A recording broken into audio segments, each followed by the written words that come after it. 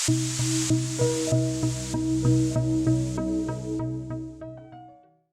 présent, je vous propose d'essayer de vous mettre dans de bonnes conditions d'écoute afin d'aborder l'exercice qui suivra en toute plénitude, d'autant que l'exercice précédent a dû vous mettre la pression.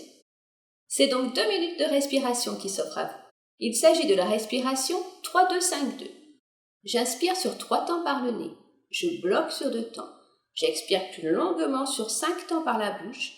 Je bloque sur 2 temps, avant de recommencer un cycle. Pour vous aider, je vous propose de suivre les mouvements du ballon qui s'affiche et de poser votre respiration dessus. Ma voix va vous accompagner un temps, puis je vous laisserai avec la seule image du ballon pour guider vos respirations. Inspirez lorsque le ballon monte. Suspendez votre souffle lorsqu'il s'immobilise. Expirez longuement lorsqu'il descend et suspendez votre souffle. Ne cherchez pas à réfléchir votre respiration. Ne vous inquiétez pas si vous n'êtes pas sur le même rythme respiratoire que celui qui vous est imposé. Laissez le temps, l'image et nos souffles vous guider. Installez-vous de façon confortable, le dos en auto-grandissement pour rouvrir vos poumons. Décroisez vos jambes pour que vos pieds s'ancrent dans le sol et profitez de ce moment de pause. Démarrons l'exercice. Inspire, 1, 2, 3. Suspends, 1, 2. Expire, 1, 2, 3, 4, 5. Suspends, 1, 2. Et on continue. Inspire, suspends, expire, suspends. Inspire, suspends, expire, suspends.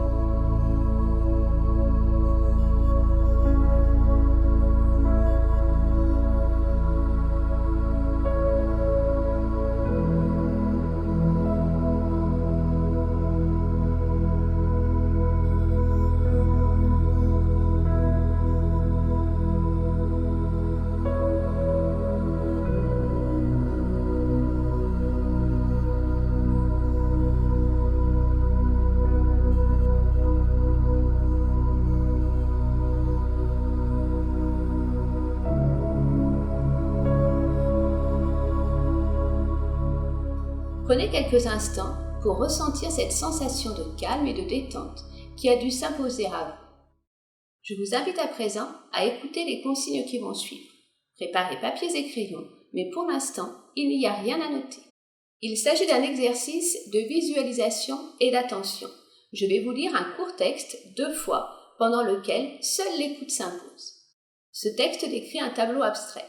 Au fur et à mesure de ma lecture, essayez de vous le représenter. Laissez les mots guider votre imagination afin de peindre dans votre tête l'image qui se dessine à vous. À l'issue de cette lecture, je vous poserai 6 questions auxquelles vous répondrez sur votre feuille. Vous pouvez choisir de fermer les yeux ou de regarder la toile blanche affichée à l'écran. L'essentiel est de vous représenter les formes et les couleurs énoncées.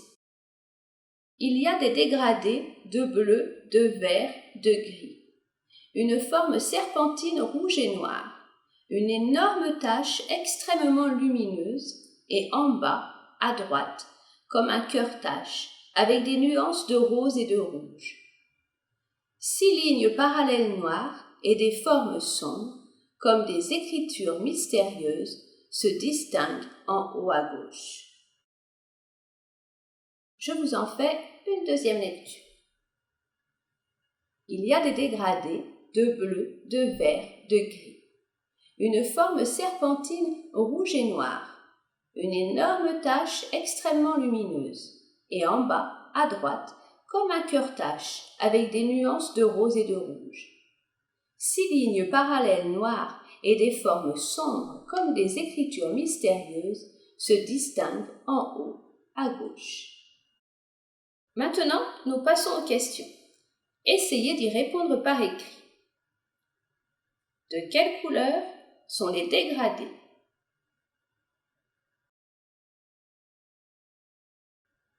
Qu'est-ce qui est rouge et noir?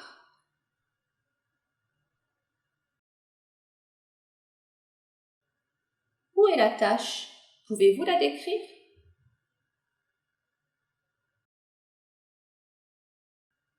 Combien y a-t-il de lignes parallèles?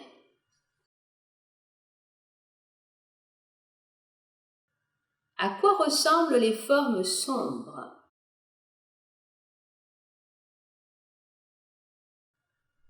Que manque-t-il pour compléter le tableau?